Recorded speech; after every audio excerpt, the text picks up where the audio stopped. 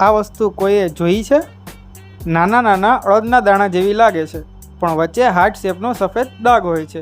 કોઈને ખબર હોય કે આ શું છે તો કોમેન્ટ કરીને જરૂર જણાવજો. Welcome to day 10 of 50 lakh cell journey. Hello, હું છું પિયુષ. ગયા બ્લોગમાં મેં વાત કરી હતી કે જે પ્રોડક્ટ્સનો સ્ટોક ઓછો થઈ રહ્યો છે એની ફ્રેશ બેચીસ બનાવવાની છે.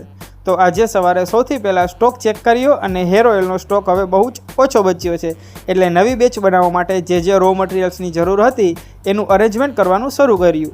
મોટાભાગનું મટીરિયલ તો હોલસેલર પાસે મળી ગયું, પણ એક હર્બ એ આખો દિવસ જ ફેરવી નાખ્યો. જે વસ્તુ મેં શરૂઆતમાં બતાવી હતી તે છે કપાલફોડી, જેને ગુજરાતીમાં આપણે કાગડોળિયો પણ કહે છે, અને હેર ઓઇલ બનાવવા માટે એક ઇમ્પોર્ટન્ટ હબ છે.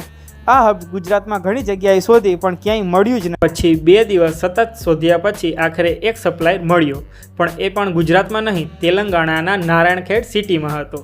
અને હર્બ એટલી અર્જન્ટ હતી કે ડબલથી પણ વધુ પ્રાઇસ દઈને મંગાવી પડી, પણ હેર ઓઇલની ક્વોલિટી સાથે કોઈ કોમ્પ્રોમાઇઝ નથી કરવાનો, એટલે આખરે ઓર્ડર પ્લેસ કરી દીધો. હવે એ મટીરિયલ તેલંગાણાથી અમદાવાદ આવશે અને અમદાવાદથી ફરી પોરબંદર આવશે.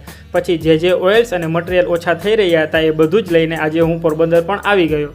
થોડા દિવસ પોરબંદર રહીને જે ઓઇલ્સનો સ્ટોક ઓછો થઈ ગયો છે તેની ફ્રેશ બેચ બનાવવાની શરૂઆત કરીશું, કારણ કે વેબસાઇટ લાઈવ થઈ ગયા પછી ઓર્ડર્સ વધવા લાગ્યા છે. સ્ટોક રેડી રાખવો એટલો જ જરૂરી છે. તો આજ માટે એટલું જ, મળીએ કાલે.